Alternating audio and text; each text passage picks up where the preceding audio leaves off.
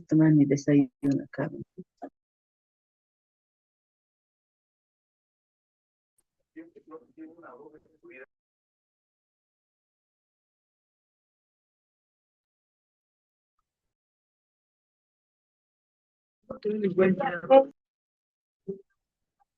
Estamos saliendo en televisión Ultra HD en 4K, te sale la imagen, súper delgado, entonces solamente las personas que aguantan el dinero. Los que esto se agote ya no va a haber más dinero por el permitir.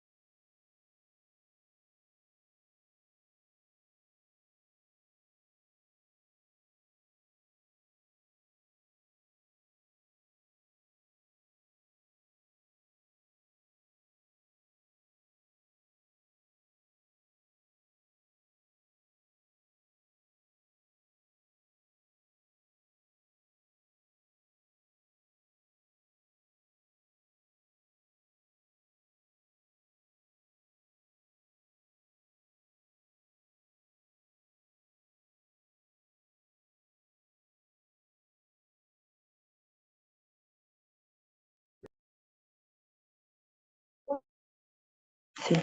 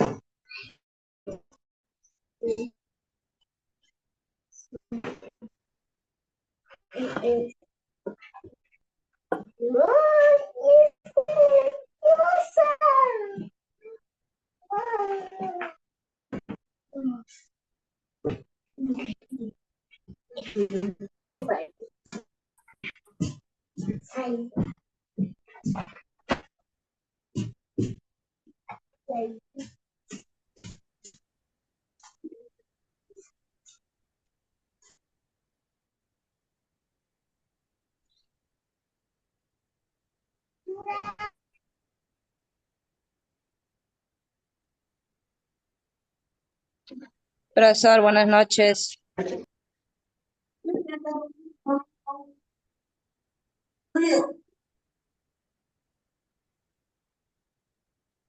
Buenas noches, chicas. Muy buenas noches con todas. Buenas noches. Buenas noches, profesor.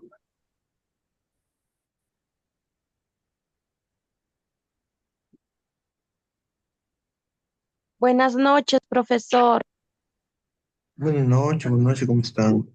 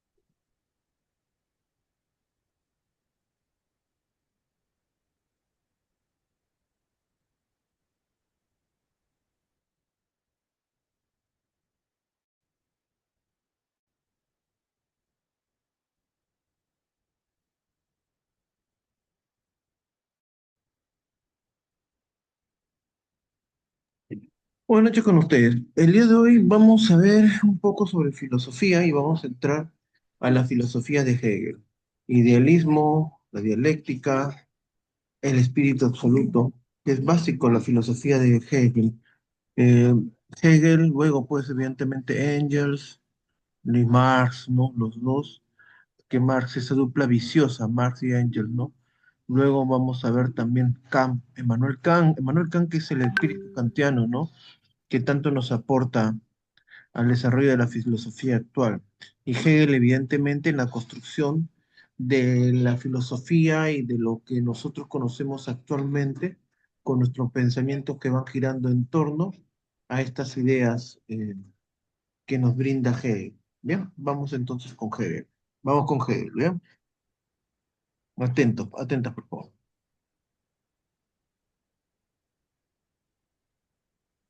A ver, acá.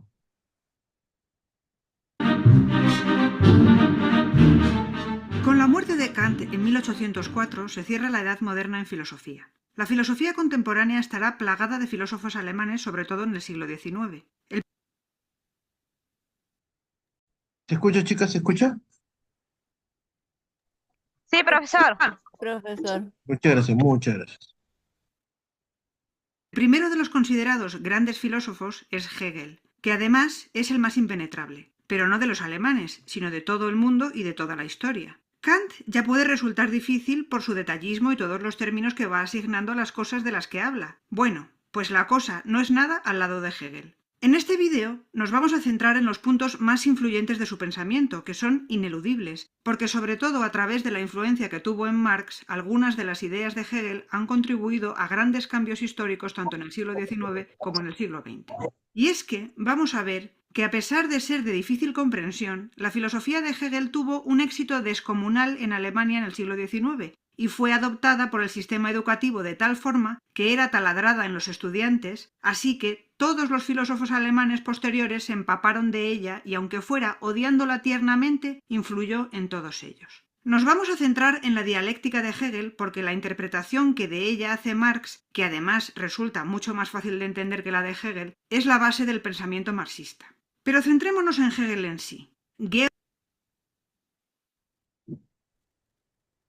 Ya, es importante hablar de la dialéctica hegeliana. En el caso de los partidos políticos deberían manejar dialéctica. ¿Ah? Una pena que los partidos políticos no manejen dialéctica. Bueno, sí, en nuestro país muy poquitos. ¿Ah? En nuestro país quienes manejan dialéctica hegeliana, solamente hay uno. Ya, solamente hay uno que maneja dialéctica hegeliana. Y kantiana también, ¿no? Pero después los demás, no. Mm, el PPC maneja una dialéctica, un pensamiento más filosófico cristiano, ¿no? En cambio, los demás no tienen pues ideología, pues, ¿no? Son partidos empresa. Bien, continuemos. Ya hablaremos un poco de la dialéctica. A ver si adivinan qué partido político maneja dialéctica hegeliana.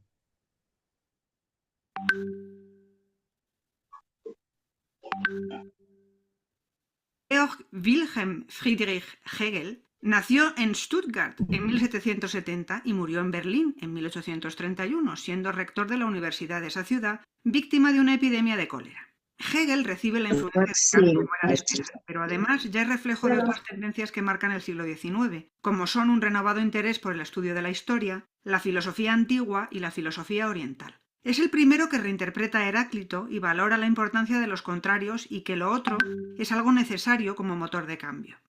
Lo primero que hay que saber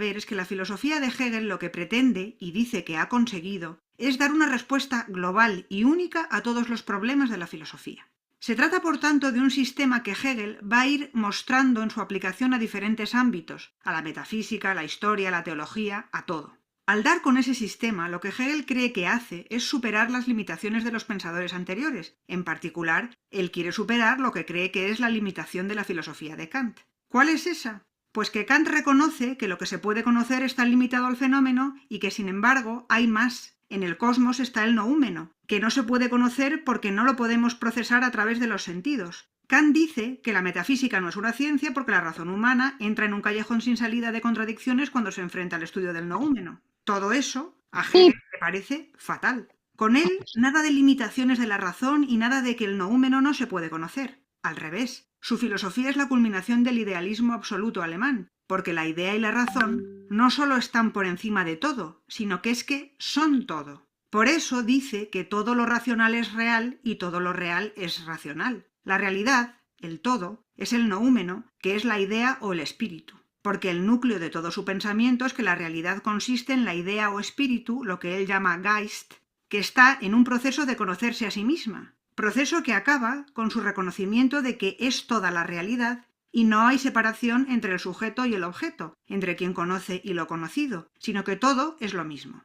¿Qué? ¿Que así de pronto no lo has entendido? No te preocupes que lo vamos a desmenuzar, que la cosa es bastante abstracta, pero el propio Hegel, como aplica siempre lo mismo, incluida la historia de la humanidad, permite poner ejemplos comprensibles y todo.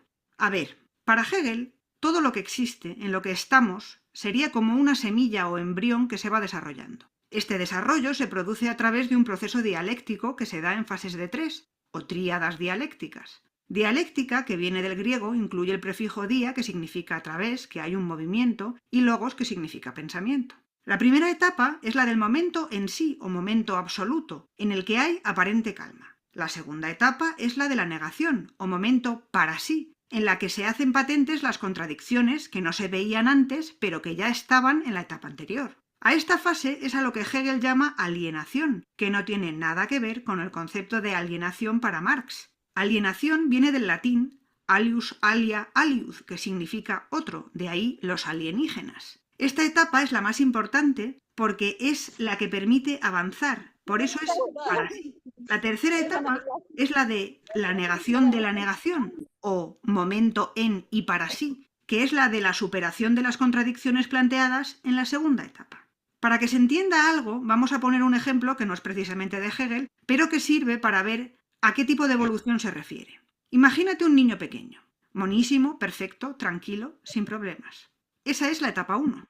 Después, en su adolescencia, ese mismo niño es pura contradicción, rabia, problemas, inseguridades, cosas todas que han surgido de él mismo, que ya estaban en él en su etapa anterior, pero no se veían. El niño es el mismo, pero parece otro.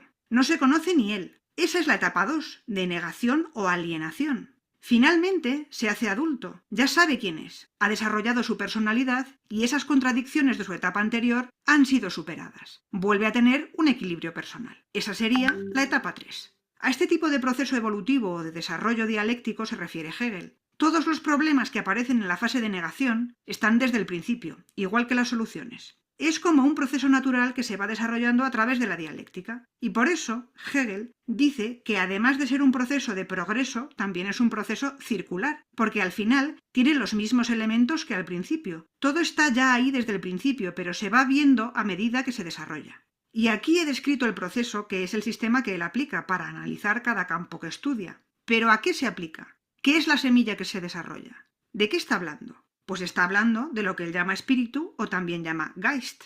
Entonces, volvemos al principio. Hegel concibe todo como un proceso dialéctico que conlleva un progreso y una meta final, y que se trata del despertar del espíritu que va alcanzando conciencia de sí mismo, y que acabará siendo espíritu absoluto cuando haya acabado de conocerse. ¿Y cómo hará esto?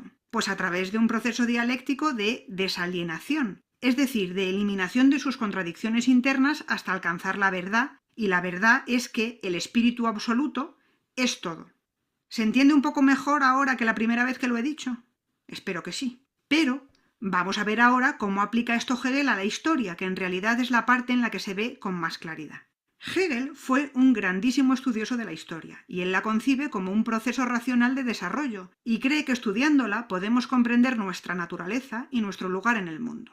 Su visión de la historia es muy importante porque es quien se da cuenta de que el lugar que ocupa un individuo en la historia condiciona su manera de pensar. Él, que no era tan optimista como Kant, pero sí vivió también lo que fue la Revolución Francesa y lo que eran los ideales ilustrados, cree que la historia del mundo no es más que el progreso de la conciencia de la libertad. Él estudia la historia desde las antiguas civilizaciones de China y Persia y observa que en ese momento solo el monarca es libre, pero que en sucesivos momentos históricos el concepto de libertad se ha ido abriendo paso. Desde los griegos, que son quienes empiezan a desarrollar un pensamiento libre, pasando por la Reforma protestante, que él considera clave porque la salvación pasa a considerarse como alcanzable individualmente, hasta llegar a la Revolución Francesa, que implica la comprensión de que la razón puede ser nuestra guía absoluta. Cada momento histórico, además, lleva la semilla de lo que será el siguiente y lo alcanzará a través de las contradicciones que se van generando en cada etapa. Porque, como todo, la historia es una manifestación del proceso dialéctico, porque la historia es una manifestación del desarrollo del espíritu hacia el espíritu absoluto. La historia camina hacia el momento en el que todos seamos libres, lo cual suena enormemente a Kant. También suena a Kant que seremos libres cuando actuemos de acuerdo a lo que nos dicta la razón. ¿Igualito que Kant? Pues no, porque Hegel es crítico de la ética de Kant. Por una parte, Hegel piensa que ser libres no es hacer lo que nos dé la gana, porque somos prisioneros del momento histórico que vivimos. Si se nos da ese tipo de libertad, el resultado es que seremos marionetas de ese momento. Y aquí un inciso. Hegel es el primero que dice que las necesidades que creemos tener son las que nos sugieren aquellos que se van a beneficiar de crear esas necesidades. O sea, que si se nos deja libres y lo que hacemos es comprarnos el último modelo de móvil que acaba de salir, es una necesidad que creemos tener por la campaña publicitaria del fabricante y eso ni es libertad ni es nada. Pero, volviendo a la crítica a Kant, Hegel se aleja del concepto de imperativo categórico porque le parece horriblemente difícil. Quería indicar lo siguiente, somos prisioneros del momento histórico que vivimos. Somos prisioneros. Antes, a inicios de los 30 en nuestro país, la pelea, ¿por qué era? Habían peleas. ¿Qué tipo de peleas eran? A inicios de los 30 del siglo XX. ¿Por qué eran las peleas? Los jóvenes de nuestro país, ¿qué debatían? ¿Qué peleaban? ¿Y qué pensaban? ¿Cuál era ese debate que había a inicios de los 30 en nuestro país? ¿Cuál era ese debate que había en nuestro país? Ni ChatGPT te va a ayudar. ¿Ya? ¿Cuál era ese debate? Si ahí están sus papis, sus mamis, gente interesada en la historia les puede decir, ¿cuál era ese debate a inicio de los 30 en nuestro país? ¿Qué se peleaba? ¿Qué se decía en esos tiempos? Entre los 20, 30 en nuestro país. ¿Cuál era ese debate? Vamos, vamos. Los jóvenes, ¿qué peleaban? ¿De qué hablaban? Profesor, ¿será el territorio? No, nada que ver. Nada que ver. Vamos a pensar. La religión, profesor. No, no, no, no.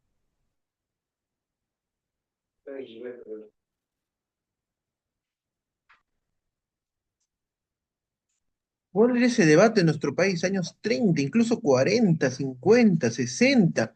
Había un debate intenso en nuestro país. Ni ChatGPT ya les he dicho, ni ChatGPT.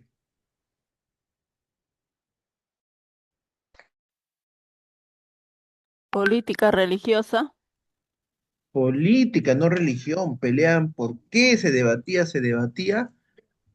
cuál era la manera de poder, cuál era la forma en la cual pues, se podía llegar a la revolución, a la transformación del país.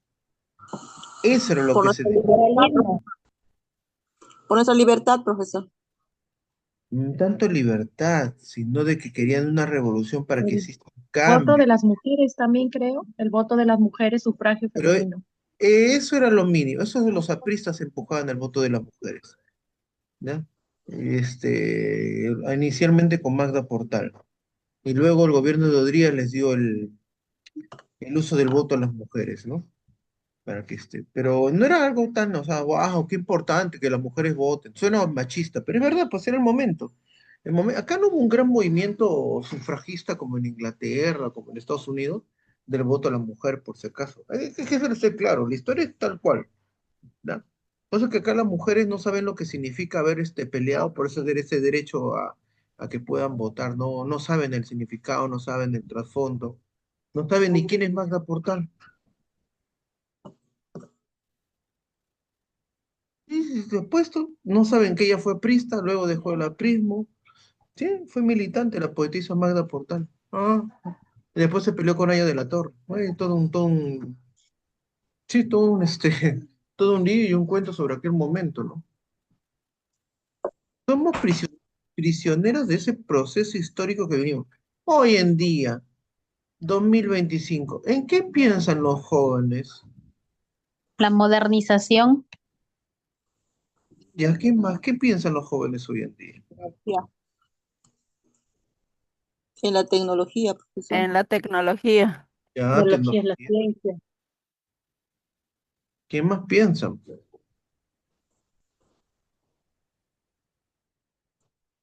En la moda. Cambios sociales. La moda, ¿qué más?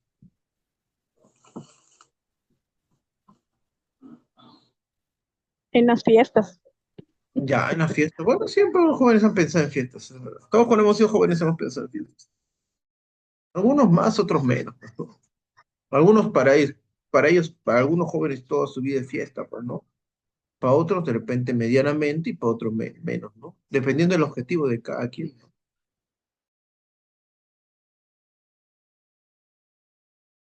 ¿O ustedes creen que Napoleón Bonaparte pensaba en fiestas todo el tiempo? O los grandes millonarios pensaban en fiestas. ¿Tú crees que el grupo Pastor se ha hecho a base de fiestas, pensando en qué van a hacer, a qué tono se van a ir el fin de semana? Los que tienen plata tienen dinero porque se han sacrificado, no porque se la han pasado en la discoteca, no, no, no, no, no, por si acaso. Las Profesor, grandes, ¿podría en la cultura de cada uno? puede ser. ¿Qué más piensan los Sí, chicos hoy en día? vamos por ahí, profesor.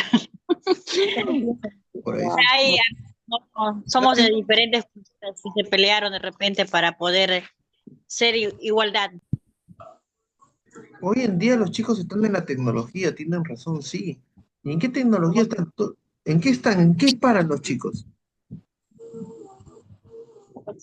En los juegos, en los videojuegos. Tecnología artificial, profesor. En los videojuegos. Tecnología artificial. Ya, dame dos, entonces. Media. Y un palillo. ¿Piensan en un palillo?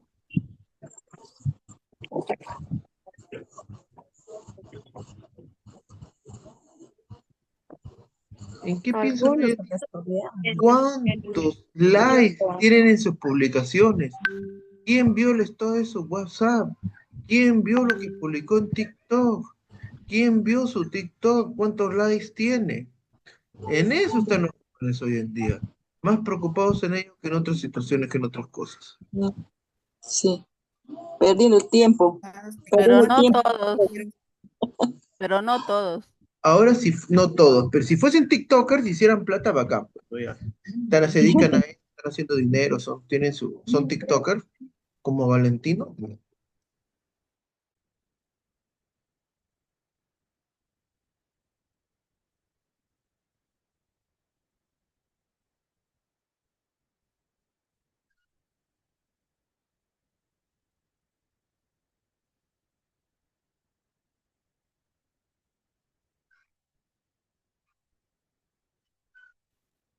Bien, entonces en eso piensan los jóvenes. En cuántos likes tiene, cuántas veces han compartido sus publicaciones. Se entiende de aquel que sea este TikToker, ¿no? Ahí se entiende. Continuemos, continuemos.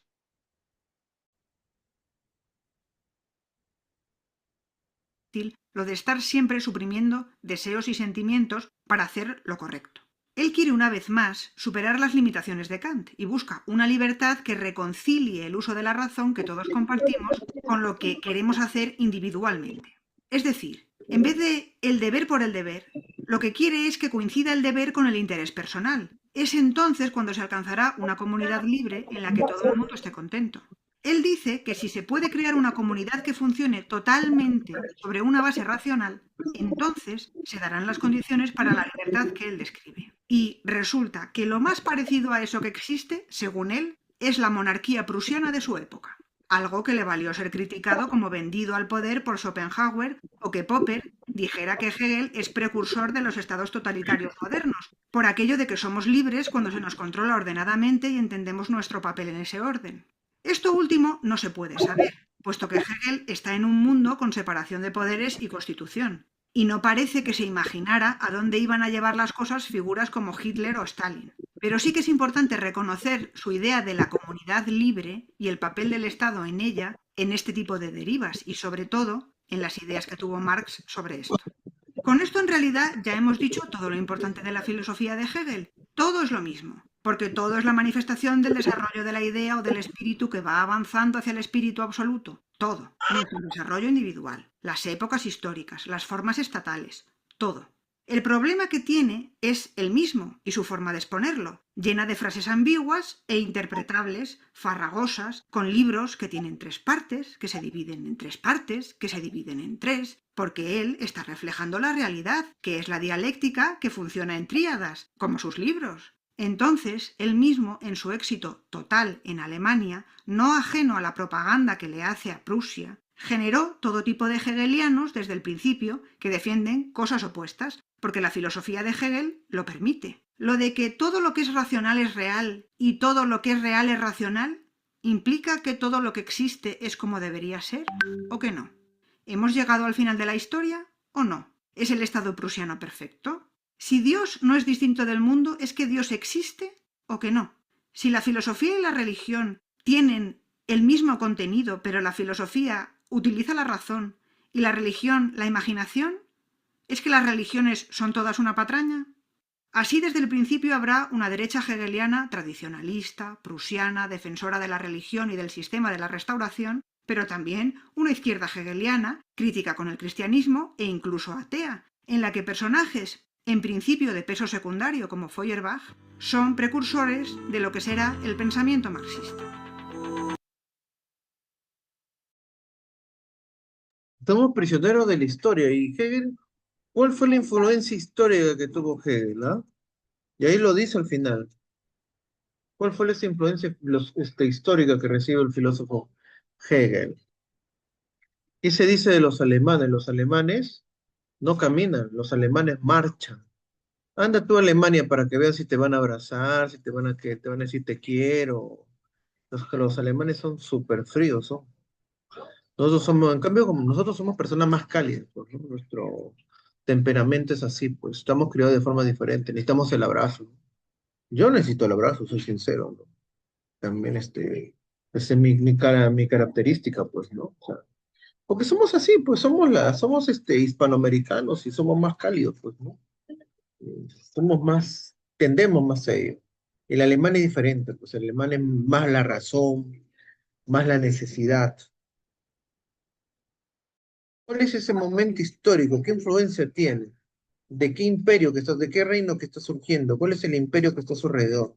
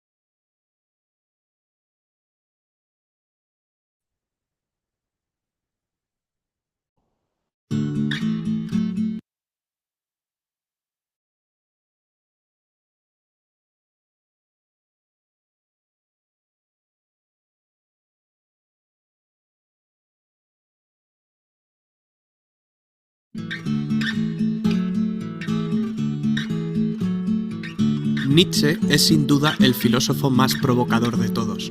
No es un filósofo al uso. Este prusiano que se crió entre mujeres puede considerarse como un antifilósofo. Fue un hombre temperamental que sufrió jaquecas que le acompañarán toda su vida. Pronto empezó a leer a Schopenhauer. A los 20 años marcha a Bonn para estudiar teología porque su madre quería que fuera pastor, pero él se niega, discute con ella, Se va a estudiar a Leipzig filología clásica. Con 20 años contrae sífilis y abandona el cristianismo. La sífilis... Somos prisioneros del momento histórico que vivimos los seres humanos. Hoy día vivimos un proceso, un momento en el cual somos ajenos a la política, a lo que pasa. Pero profesor, ¿no te gusta la política? Bueno, tú eres un caso excepcional, ¿no? A mí también me interesan los hechos cotidianos, ¿no? Lo que esté pasando en política. Eso es algo que a mí me apasiona, pues, ¿no? Pero ese soy yo, no soy tú, ¿no? Ah, me imagino que ya estarán preparando también sus temas para tesis, ¿no? Ya estén inmiscuidas, viéndose ¿cómo se llama? Las raíces filosóficas. De los que estén viendo juego, deben estar viendo entre los que quieren plantear entre sus variables juego, deben estar leyendo Vygotsky, Piaget, Montessori, ¿no?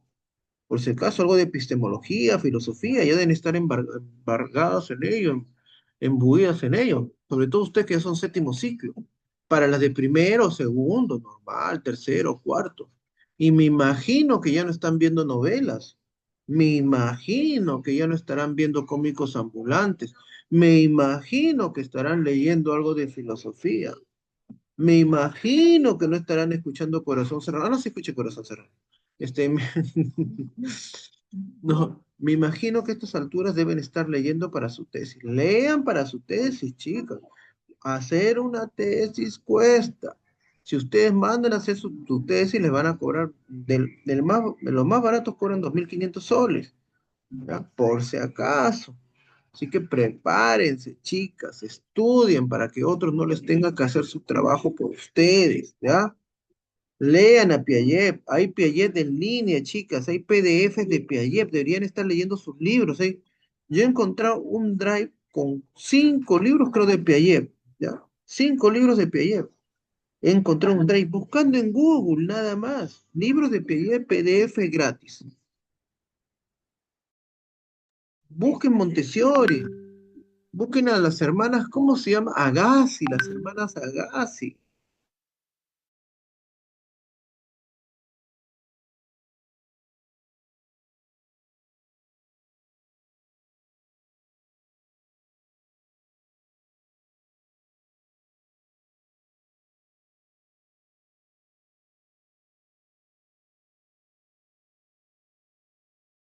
¿Qué libro les recomiendo leer? Busquen algo para allá, para su tesis. Están en séptimo ustedes, chicas. Miren, yo les recomiendo que no estén. Miren, les recomiendo, si es que no tienen costumbre de leer, el mejor consejo que les puedo dar, la que no tiene costumbre de leer, voy a ponerme audífono mejor, creo. Un ratito, un ratito. Deme 10 segundos.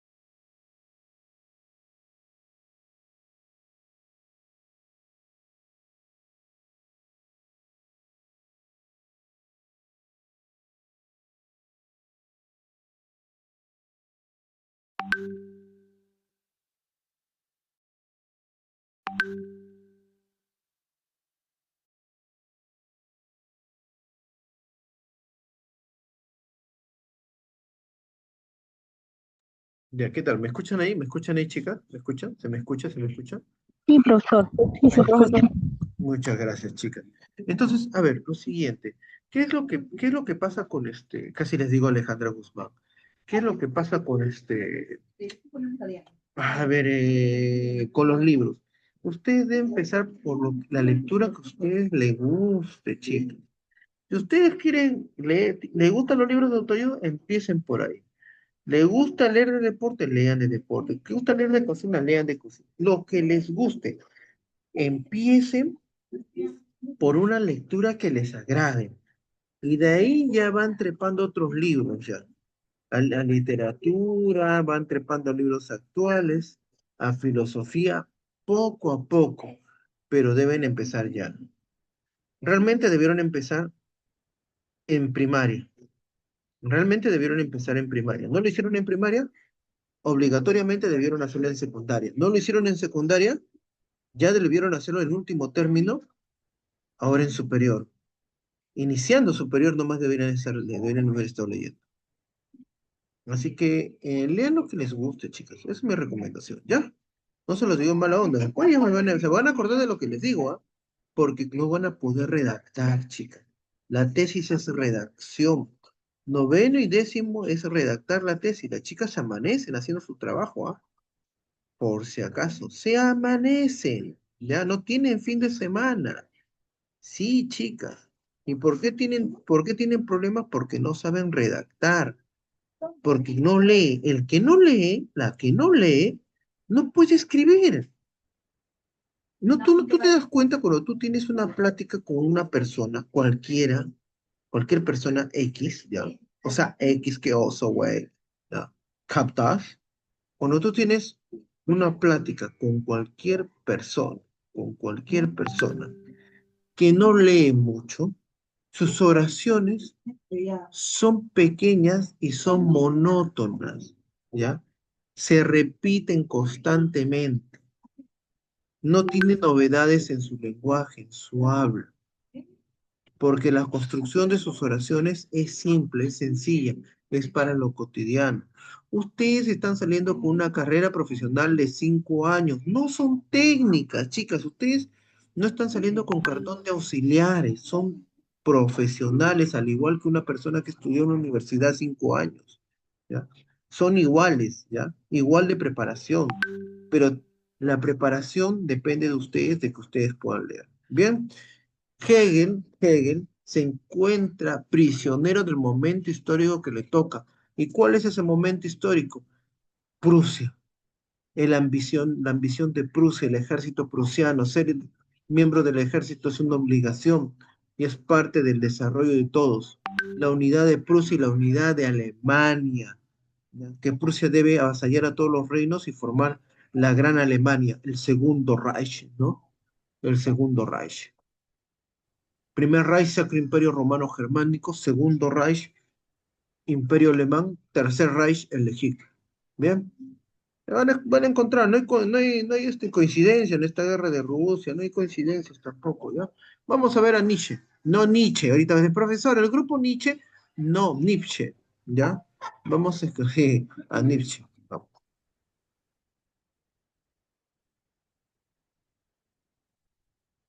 Sífilis y las jaquecas le llevarán el filósofo más provocador de todos. No es un filósofo al uso. Este prusiano que crió entre mujeres puede considerarse como un antifilósofo. Fue un hombre temperamental que sufrió jaquecas que le acompañarán toda su vida. Pronto empezó a leer a Schopenhauer. A los 20 años marcha a Bonn para estudiar teología porque su madre quería que fuera pastor, pero él se niega, discute con ella. Se va a estudiar a Leipzig filología clásica. Con 20 años contrae sífilis y abandona el cristianismo. La sífilis y las jaquecas le llevarán a la locura. Más tarde, una caída de un caballo le produce una parálisis en una pierna. Con 25 obtiene por fin la cátedra de filología. Conoce a Wagner y queda obnubilado por su personalidad. Esa amistad acaba convirtiéndose en enemistad. Nietzsche renunció a desarrollar su pensamiento en forma de sistema, prefiriendo formas más literarias. Tampoco tuvo reparos en decir adiós a la filosofía académica sirviéndose de la contradicción y la paradoja. Nietzsche, como seguidor de Schopenhauer, toma de esa imagen del cosmos como una voluntad que lucha por hacerse paso de una manera espontánea y caótica sin obedecer a una razón organizadora, a un plan preconcebido. Su visión es vitalista, en vez de mecanicista. Solo cuando el hombre renuncia al consuelo que le proporciona dar sentido al mundo, adquiere su verdadera naturaleza. Hasta ahora, el hombre había estado sometido al yugo de la moral de esclavitud que el cristianismo trajo al mundo. Nietzsche conceptualiza esto con su famosa frase «Dios ha muerto», que aparece en la Gaia Ciencia y en Así habló Zaratustra. Pero después de la muerte de Dios, es el mismo hombre el que se convierte en Dios, en superhombre. Solo entonces recupera la serenidad y la dicha precristiana de los griegos. Con esa actitud es posible prescindir del sentido de la historia, liberarse del espíritu de la época y mirar la historia sin ilusiones, de una manera nihilista. El nihilismo niega lo que pretenda un sentido superior determinista de la existencia, prescindir del sentido de la historia. El hombre el que se convierte en la Gaia ciencia y en así actualiza esto con su famosa frase de la moral de esclavitud que el cristianismo trajo al mundo.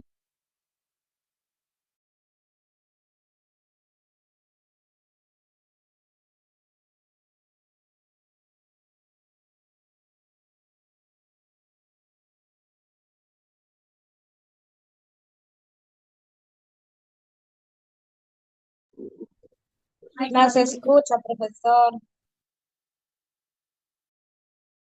Un ratito, me he puesto, lo he parado y a la vez colocó los audífonos. Me colocó los audífonos. ¿Qué es lo que pasa con el cristianismo y con cualquier religión? Vamos a ver 2 puntos, ¿ya? La religión es necesaria porque donde fracasa la ley de los hombres, la religión es la que frena los instintos de los seres humanos. ¿Bien? Que frene esos instintos tan primarios que viven en nuestro ser, ¿no? Esos instintos tan primarios que hacen que nosotros los seres humanos cometamos pecado y comamos pescado. Pero a la vez también la religión, el cristianismo o cualquier otro tipo de religión es un corset, ¿no? Es un candado que al hombre lo limita, ¿no? Como lo ha limitado durante toda la Edad Media, como lo limitó durante toda la Edad Media.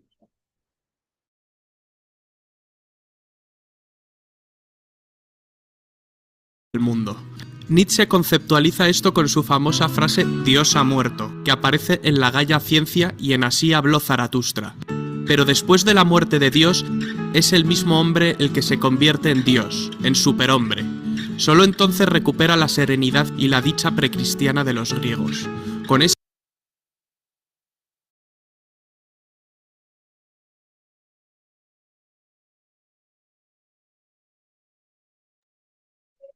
Es que lo que pasa, Dios ha muerto, ¿no? Porque ha muerto este miedo, ese miedo ante que Dios te va a juzgar por tus pecados, te va a juzgar por lo que eres, por tu libertad.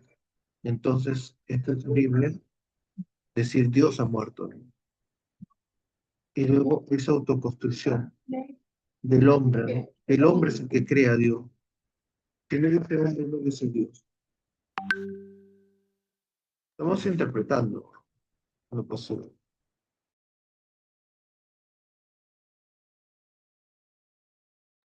Es que, ojo, la filosofía es cuestionamiento, ¿ah? Si tú estás con ideas preconcebidas, yo creo en Dios también, pero si tú no cuestionas, entonces no vas a poder hacer tu tesis, para empezar. Tienes que cuestionar, sí, sorry, así es. Tienes que cuestionar. Por eso que para hacer un trabajo de investigación, si tú lo vas a hacer, tus ideas preconcebidas de religión, de juzgar, no te van a ayudar.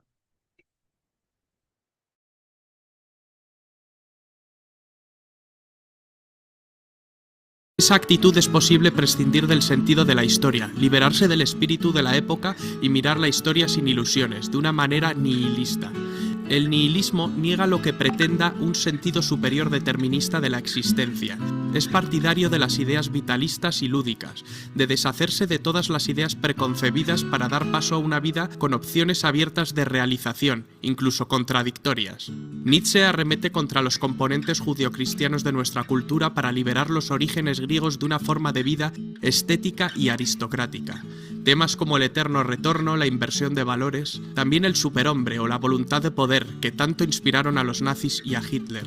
En cambio, estas ideas no fueron concebidas como ideas políticas. Los nazis más tarde se las apropiarían. De forma paradójica, lo más interesante de Nietzsche es quizás su lúcida crítica de la época de decadencia que precedió a la Primera Guerra Mundial. Él mismo tiene algo de decadente, mezcla como un dandy vida y estilo, un tipo exaltado que se considera a sí mismo un artista y acaba volviéndose loco, de modo que firmaba sus cartas como Dionisos o el Crucificado.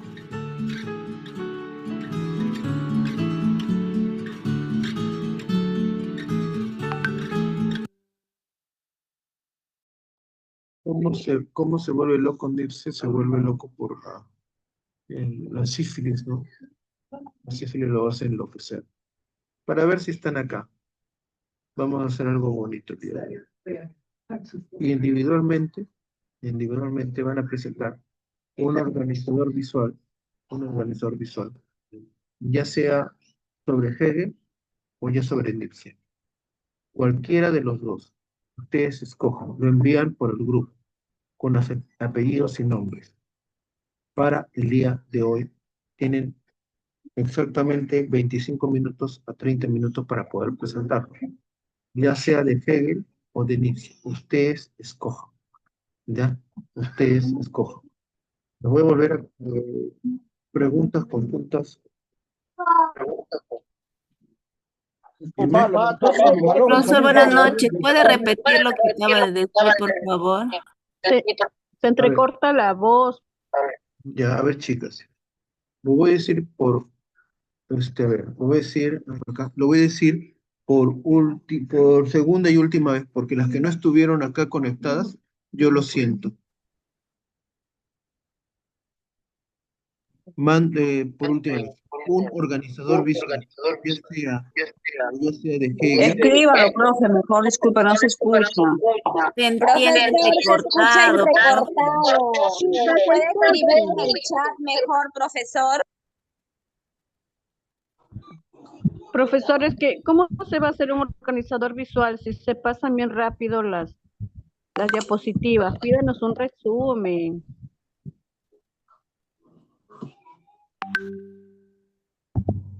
Por favor, ¿pueden dejar que hable el profesor, compañeras?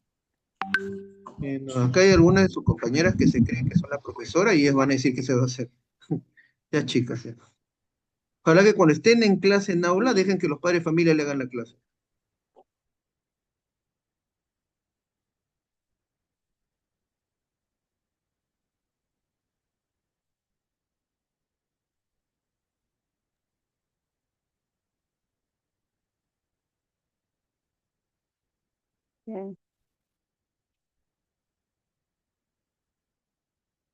No, solo los Profe, ¿lo podemos hacer a mano en una hojita?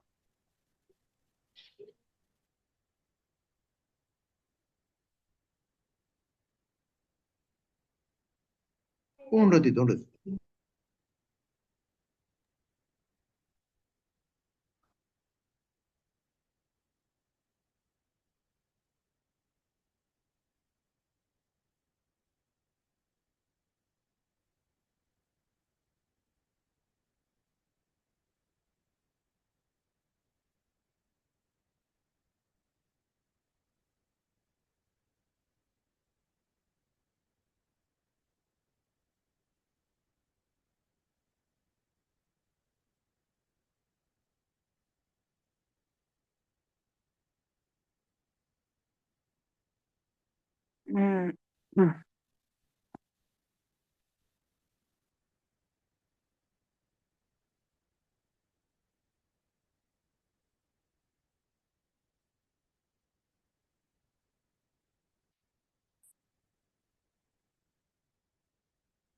Apaga la luz.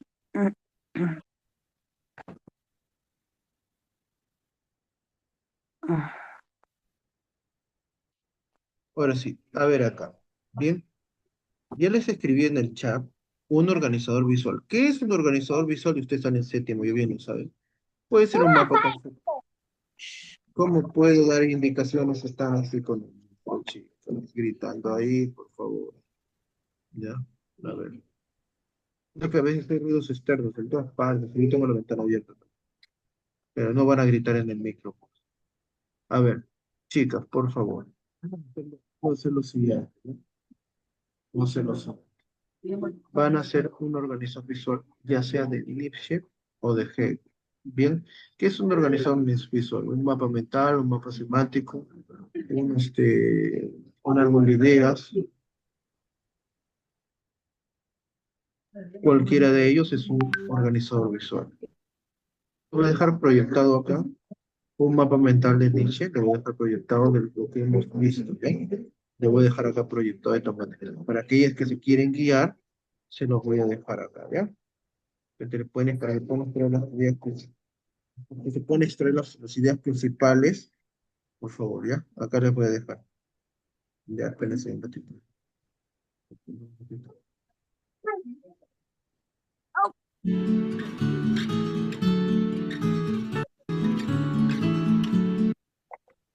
Ya.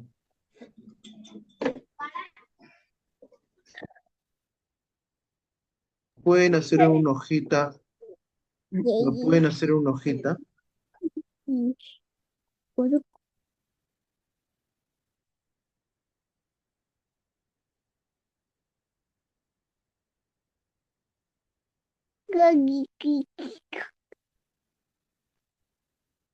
Puede ser un mapa mental como el que estoy enseñándoles acá, mucho más pequeño y hacer una hoja jabón. La que tiene su laptop lo puede hacer en su laptop, en Word, lo puede elaborar, ¿ya? Giovanna, por favor, hace rato han gritado en tu micro. Por favor, Giovanna, mamá. Difícil, a veces hay 3, 4 a veces con el micro prendido. Bien, yo entiendo el ruido externo, no se preocupen, a veces pasan los niños, pero no pueden gritar en el micro, por favor. Bien, eso sí, digo, no tengo problema con que estén a su costado con sus hijos, a veces sí, pero no pueden dejar el micro prendido para que su hijo esté gritando, por favor. Eso sí, ¿ya? A veces pasa, yo entiendo, pasa, quién no, a veces se cola mi hija también y a veces por ahí está que grita, yo también, mi esposa también, la bota, igual. Ya, aquí hay un mapa mental de Nietzsche, lo estoy dejando acá. Le estoy dejando este mapa mental es un organizador visual. No lo vas a poder hacer tal cual, pues evidentemente, pero tampoco hagas como alguno de tus compañeras que le toman captura de pantalla y lo envían por el grupo. Bien, háganlo en hojita Bond. Pueden hacerlo de Hegel también. Yo les voy a dar la mano, le estoy dando la mano, le estoy dando acá el mapa mental de Nietzsche, por ejemplo, ¿ya? ¿No lo van a hacer igualito? No, pues hagan las ideas principales, coloquen las ideas principales y todo lo demás. Si gustan, se lo vuelvo a poner para que puedan escribir, ¿ya? Se lo vuelvo a poner, no hay ningún problema, ¿ya? No hay ningún problema. ¿Ya? Tienen hasta las 8, por favor. Hasta las 8 lo envían por el grupo. Hasta las 8, ¿ya? Te lo vuelvo a colocar, ¿ya? Acá, no hay problema. Se lo vuelvo a colocar. ¿Ya? Pero recuerden, acá el profesor soy yo, ¿ya? Nietzsche es sin duda el filósofo más provocador de todos. No es un filósofo al uso. Este prusiano que se crió entre mujeres puede considerarse como un antifilósofo. Fue un hombre temperamental que sufrió jaquecas que le acompañarán toda su vida. Pronto empezó a leer a Schopenhauer. A los 20 años marcha a Bonn para estudiar teología porque su madre quería que fuera pastor, pero él se niega, discute con ella. Se va a estudiar a Leipzig filología clásica. Con 20 años contrae sífilis y a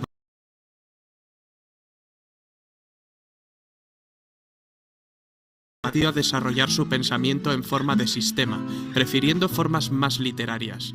Tampoco tuvo reparos en decir adiós a la filosofía académica sirviéndose de la contradicción y la paradoja. Nietzsche, como seguidor de Schopenhauer, toma de esa imagen del cosmos como una voluntad que lucha por hacerse paso de una manera espontánea y caótica sin obedecer a una razón organizadora, a un plan preconcebido. Su visión es vitalista, en vez de mecanicista. Solo cuando el hombre renuncia al consuelo que le proporciona dar sentido al mundo, adquiere su verdadera naturaleza. Hasta ahora el hombre había estado sometido al yugo de la moral de esclavitud que el cristianismo trajo al mundo. Nietzsche conceptualiza esto con su famosa frase «Dios ha muerto», que aparece en la Gaia Ciencia y en Así habló Zaratustra. Pero después de la muerte de Dios, es el mismo hombre el que se convierte en Dios, en superhombre.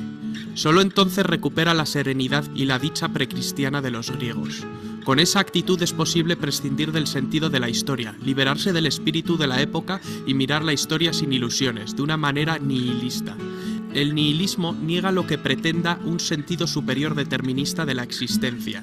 Es partidario de las ideas vitalistas y lúdicas, de deshacerse de todas las ideas preconcebidas para dar paso a una vida con opciones abiertas de realización, incluso contradictorias. Nietzsche arremete contra los componentes judeocristianos de nuestra cultura para liberar los orígenes griegos de una forma de vida estética y aristocrática. Temas como el eterno retorno, la inversión de valores, también el superhombre o la voluntad de poder que tanto inspiraron a los nazis y a Hitler. En cambio, estas ideas no fueron concebidas como ideas políticas. Los nazis más tarde se las apropiarían. De forma paradójica, lo más interesante de Nietzsche es quizás su lúcida crítica de la época de decadencia que precedió a la Primera Guerra Mundial. Él mismo tiene algo de decadente. Mezcla como un dandy vida y estilo, un tipo exaltado que se considera a sí mismo un artista y acaba volviéndose loco, de modo que firmaba sus cartas como Dionisos o el Crucificado.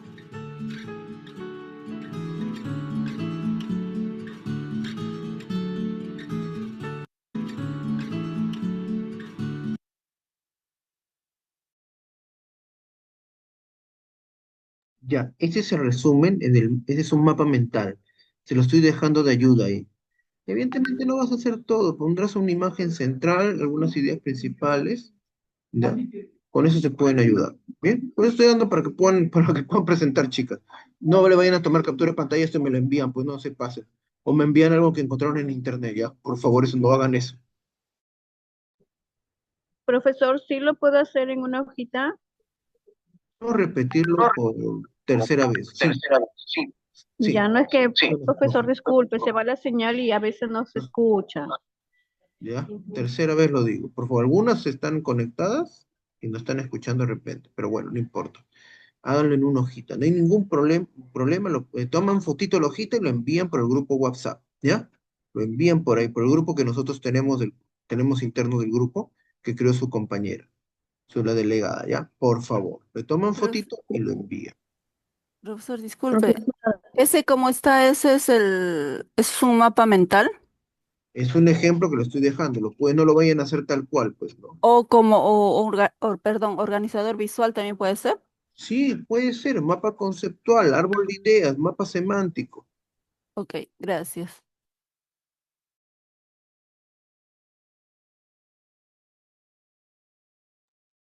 Profesor, disculpe, ¿es para ahorita la tarea?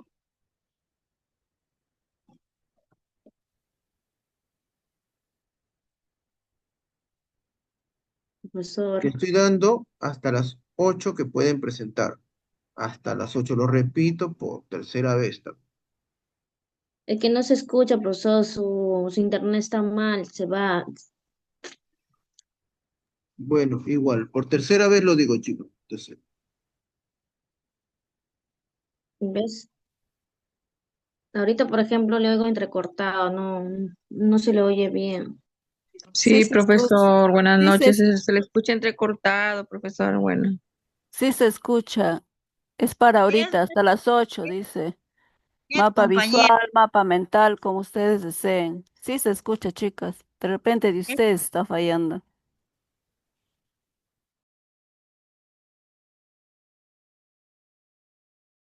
porque acá yo tengo buena señal, chicas. Estoy en un lugar con buena señal. Depende de ese de ustedes. Pero igual lo he escrito por el chat. Revisen el chat. Ahí dice organizador visual de Hegel o Nietzsche. Igualito está, ¿ya? Todas las 8 pm. Ya, igualito está. Profesor, buenas noches. Profesor, ¿Qué yo no pasó? tengo, no le repita cómo es el trabajo porque yo no tengo mucha señal muy buena, se intercorte, se va la señal Revisa para el chat, poder hacer revisa una el chat. zona rural. Por Revisa el chat. favor, ¿me puede volver a repetir? Revisa el chat de acá revisa el chat. Ya, profesor.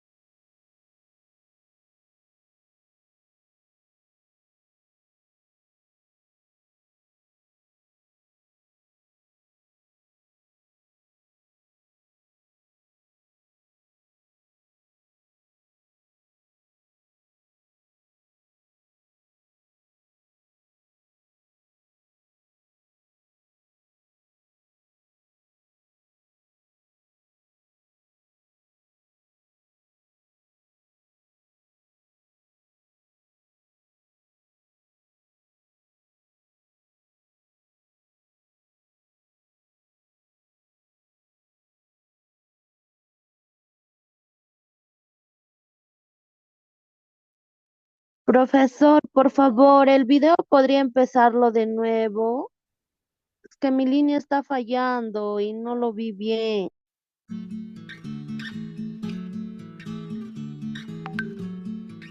Nietzsche es sin duda el filósofo más provocador de todos.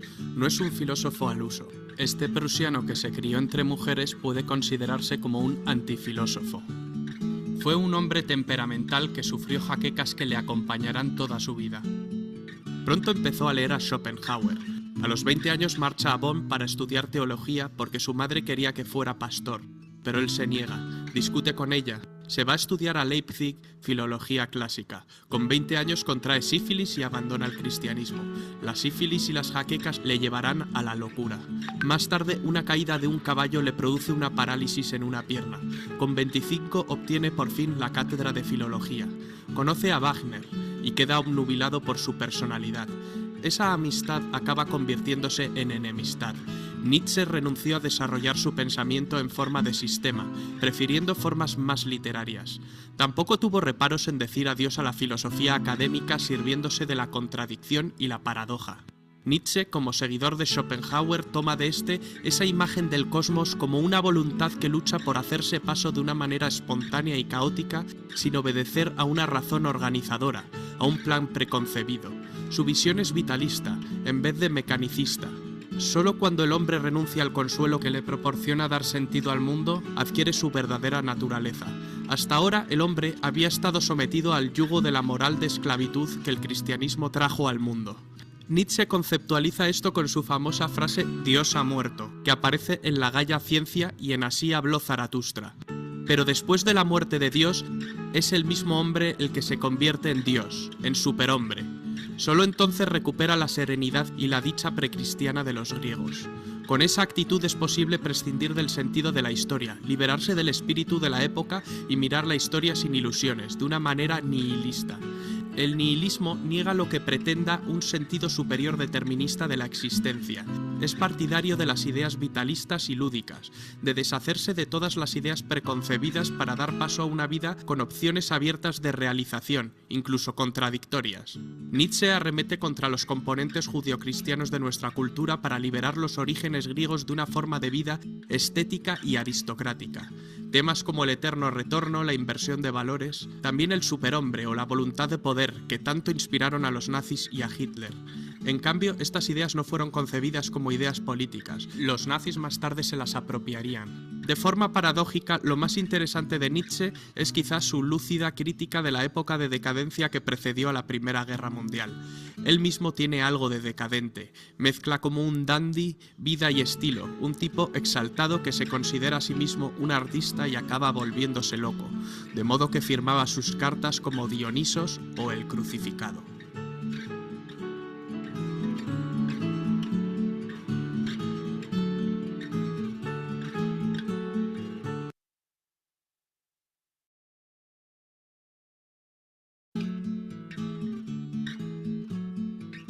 Nietzsche es sin duda el filósofo más provocador de todos.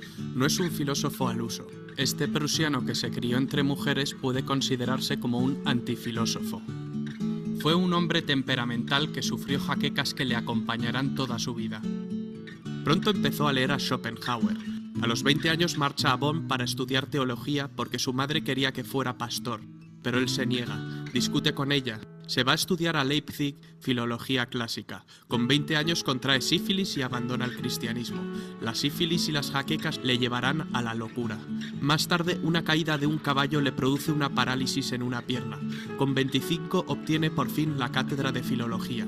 Conoce a Wagner y queda obnubilado por su personalidad. Esa amistad acaba convirtiéndose en enemistad. Nietzsche renunció a desarrollar su pensamiento en forma de sistema, prefiriendo formas más literarias. Tampoco tuvo reparos en decir adiós a la filosofía académica sirviéndose de la contradicción y la paradoja. Nietzsche, como seguidor de Schopenhauer, toma de este esa imagen del cosmos como una voluntad que lucha por hacerse paso de una manera espontánea y caótica sin obedecer a una razón organizadora, a un plan preconcebido. Su visión es vitalista, en vez de mecanicista. Solo cuando el hombre renuncia al consuelo que le proporciona dar sentido al mundo, adquiere su verdadera naturaleza. Hasta ahora el hombre había estado sometido al yugo de la moral de esclavitud que el cristianismo trajo al mundo. Nietzsche conceptualiza esto con su famosa frase «Dios ha muerto», que aparece en la Gaia Ciencia y en Así habló Zaratustra. Pero después de la muerte de Dios, es el mismo hombre el que se convierte en Dios, en superhombre. Solo entonces recupera la serenidad y la dicha precristiana de los griegos. Con esa actitud es posible prescindir del sentido de la historia, liberarse del espíritu de la época y mirar la historia sin ilusiones, de una manera nihilista. El nihilismo niega lo que pretenda un sentido superior determinista de la existencia. Es partidario de las ideas vitalistas y lúdicas, de deshacerse de todas las ideas preconcebidas para dar paso a una vida con opciones abiertas de realización, incluso contradictorias. Nietzsche arremete contra los componentes judeocristianos de nuestra cultura para liberar los orígenes griegos de una forma de vida estética y aristocrática. Temas como el eterno retorno, la inversión de valores, también el superhombre o la voluntad de poder que tanto inspiraron a los nazis y a Hitler. En cambio, estas ideas no fueron concebidas como ideas políticas. Los nazis más tarde se las apropiarían. De forma paradójica, lo más interesante de Nietzsche es quizás su lúcida crítica de la época de decadencia que precedió a la Primera Guerra Mundial. Él mismo tiene algo de decadente. Mezcla como un dandy vida y estilo, un tipo exaltado que se considera a sí mismo un artista y acaba volviéndose loco, de modo que firmaba sus cartas como Dionisos o el Crucificado.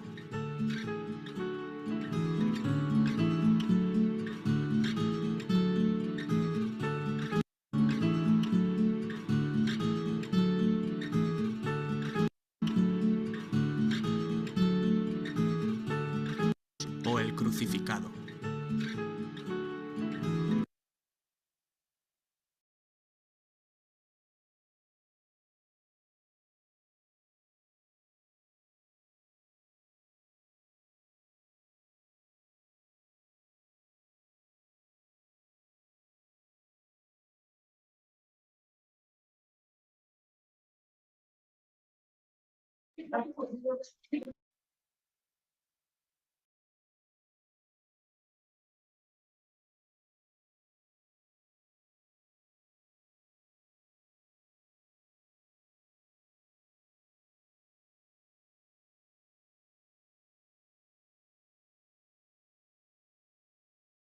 Profesor, estoy trabajando. El otro video nos podría compartir, por favor. Claro, ahorita se lo coloco, ¿ya? Por favor. Chicas, repito, es uno de dos, o es Hegel o es Nietzsche, ¿ya? No Estoy Nietzsche. con gel, por favor. Sí. Tener algún día una niña como tú malcriada que no cumple. Dices, yo no quiero también tenerte. Una niña así. Yo quiero una niña. Por favor. Todo lo que le digo. Mili, tu audio. Mili. ¡Claudio! ¿Qué pasó con esa madre?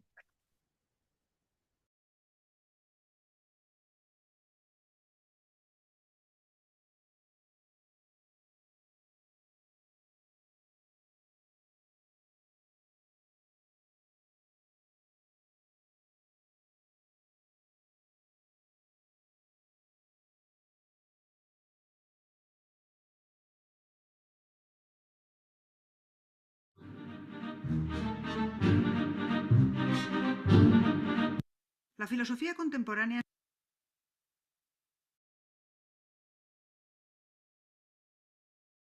estará plagada de filósofos alemanes, sobre todo en el siglo XIX. El primero de los considerados grandes filósofos es Hegel, que además es el más impenetrable, pero no de los alemanes, sino de todo el mundo y de toda la historia. Kant ya puede resultar difícil por su detallismo y todos los términos que va asignando a las cosas de las que habla. Bueno, pues la cosa no es nada al lado de Hegel. En este vídeo nos vamos a centrar en los puntos más influyentes de su pensamiento, que son ineludibles, porque sobre todo a través de la influencia que tuvo en Marx, algunas de las ideas de Hegel han contribuido a grandes cambios históricos tanto en el siglo XIX como en el siglo XX. Y es que vamos a ver que a pesar de ser de difícil comprensión, la filosofía de Hegel tuvo un éxito descomunal en Alemania en el siglo XIX, y fue adoptada por el sistema educativo de tal forma que era taladrada en los estudiantes, así que todos los filósofos alemanes posteriores se empaparon de ella y, aunque fuera odiándola tiernamente, influyó en todos ellos. Nos vamos a centrar en la dialéctica de Hegel porque la interpretación que de ella hace Marx, que además resulta mucho más fácil de entender que la de Hegel, es la base del pensamiento marxista. Pero centrémonos en Hegel en sí. Georg Wilhelm Friedrich Hegel nació en Stuttgart en 1770 y murió en Berlín en 1831, siendo rector de la universidad de esa ciudad, víctima de una epidemia de cólera. Hegel recibe la influencia de Kant como era de esperar, pero además ya es reflejo de otras tendencias que marcan el siglo XIX, como son un renovado interés por el estudio de la historia, la filosofía antigua y la filosofía oriental. Es el primero que reinterpreta a Heráclito y valora la importancia de los contrarios y que lo otro es algo necesario como motor de cambio. Lo primero que hay que saber es que la filosofía de Hegel lo que pretende, y dice que ha conseguido, es dar una respuesta global y única a todos los problemas de la filosofía. Se trata, por tanto, de un sistema que Hegel va a ir mostrando en su aplicación a diferentes ámbitos, a la metafísica, a la historia, a la teología, a todo. Al dar con ese sistema, lo que Hegel cree que hace es superar las limitaciones de los pensadores anteriores. En particular, él quiere superar lo que cree que es la limitación de la filosofía de Kant. ¿Cuál es esa? Pues que Kant reconoce que lo que se puede conocer está limitado al fenómeno y que, sin embargo, hay más. En el cosmos está el noúmeno, que no se puede conocer porque no lo podemos procesar a través de los sentidos. Kant dice que la metafísica no es una ciencia porque la razón humana entra en un callejón sin salida de contradicciones cuando se enfrenta al estudio del noúmeno. Todo eso a Hegel le parece fatal. Con él, nada de limitaciones de la razón y nada de que el noúmeno no se puede conocer. Al revés, su filosofía es la culminación del idealismo absoluto alemán, porque la idea y la razón no solo están por encima de todo, sino que es que son todo. Por eso dice que todo lo racional es real y todo lo real es racional. La realidad, el todo, es el noúmeno, que es la idea o el espíritu, porque el núcleo de todo su pensamiento es que la realidad consiste en la idea o espíritu, lo que él llama Geist, que está en un proceso de conocerse a sí misma, proceso que acaba con su reconocimiento de que es toda la realidad y no hay separación entre el sujeto y el objeto, entre quien conoce y lo conocido, sino que todo es lo mismo. ¿Qué? ¿Que así de pronto no lo has entendido? No te preocupes que lo vamos a desmenuzar, que la cosa es bastante abstracta, pero el propio Hegel, como aplica siempre lo mismo, incluida la historia de la humanidad, permite poner ejemplos comprensibles y todo. A ver, para Hegel, todo lo que existe, en lo que estamos, sería como una semilla o embrión que se va desarrollando. Este desarrollo se produce a través de un proceso dialéctico que se da en fases de 3, o tríadas dialécticas. Dialéctica, que viene del griego, incluye el prefijo dia, que significa a través, que hay un movimiento, y logos, que significa pensamiento. La primera etapa es la del momento en sí, o momento absoluto, en el que hay aparente calma. La segunda etapa es la de la negación, o momento para sí, en la que se hacen patentes las contradicciones que no se veían antes, pero que ya estaban en la etapa anterior. A esta fase es a lo que Hegel llama alienación, que no tiene nada que ver con el concepto de alienación para Marx. Alienación viene del latín alius alia aliud, que significa otro, de ahí los alienígenas. Esta etapa es la más importante porque es la que permite avanzar, por eso es para sí. La tercera etapa es la de la negación, o momento en y para sí, que es la de la superación de las contradicciones planteadas en la segunda etapa.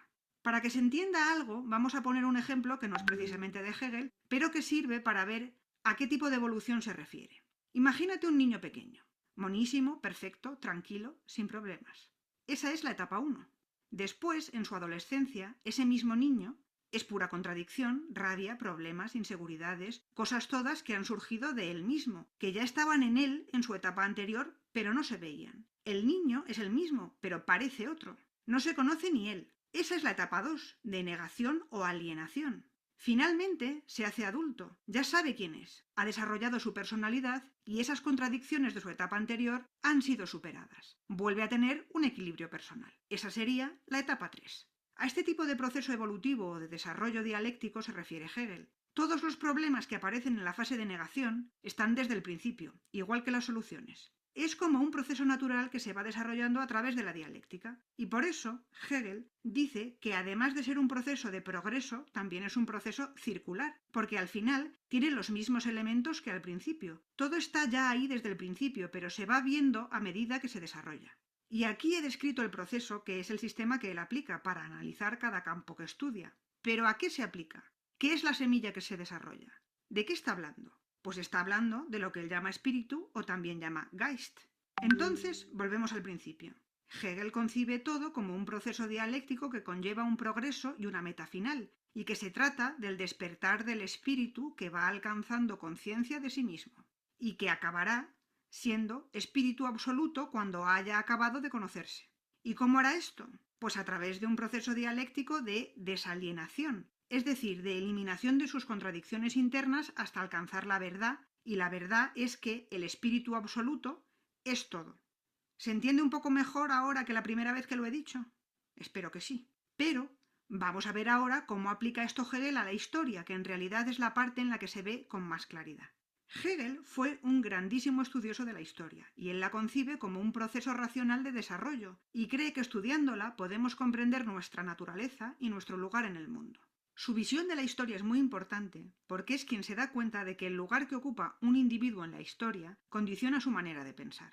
Él, que no era tan optimista como Kant, pero sí vivió también lo que fue la Revolución Francesa y lo que eran los ideales ilustrados, cree que la historia del mundo no es más que el progreso de la conciencia de la libertad.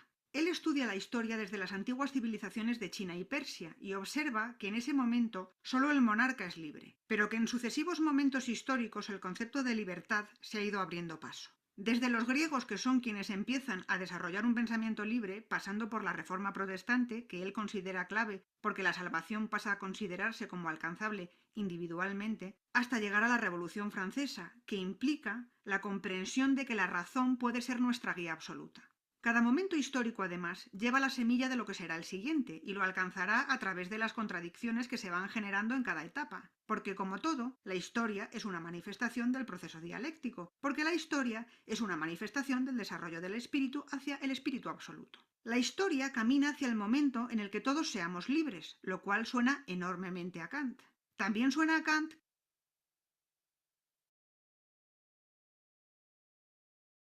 Chicas, hasta las 8:30 por el grupo, ¿ya? 8:30 de la noche. Ya, 9 de la noche, ¿ya? 9 de la noche para que puedan enviar sus trabajos con tranquilidad, ¿ya?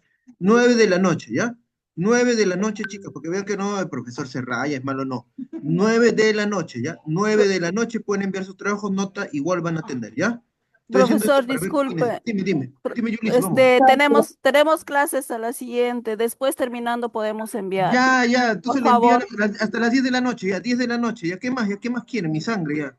Ok, Ya, 10 profesor, de la noche, gracias. ya, 10 de la Gracias. noche, ya, cuídense.